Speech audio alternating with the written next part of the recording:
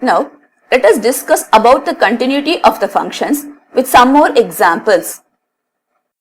Consider the function f of x is equal to 2x plus 3.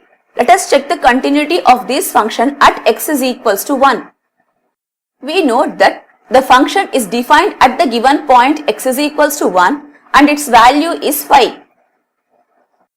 Now, limit of the function at x is equals to 1 is limit x turns to 1 f of x, which is equal to limit x turns to 1 2x plus 3, which is equal to 2 times 1 plus 3, which is equal to 5.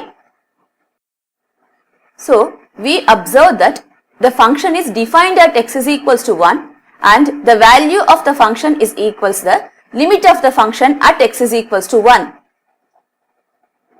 Therefore, the given function is continuous at x is equals to 1. Consider another function f of x is equal to x cube plus 3 if x is not equal to 0 and f of x is equal to 1 if x is equal to 0.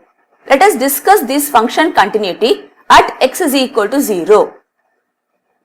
The function is defined at x is equal to 0 and its value at x is equal to 0 is 1.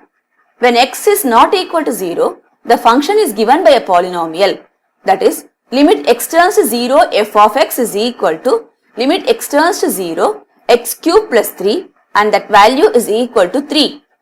We observe that the limit of f at x is equal to 0 does not coincide with value of f of x at x is equal to 0. Therefore, the function is not continuous. Discuss the continuity of the function defined by f of x is equal to x plus 2 if x is less than 0 and minus x plus 2 if x is greater than 0. Let us first sketch the graph of the given function. For x is less than 0, the graph of the function is x plus 2 and for x is greater than 0, that is for all the values of x which are positive, the graph of the function is minus x plus 2.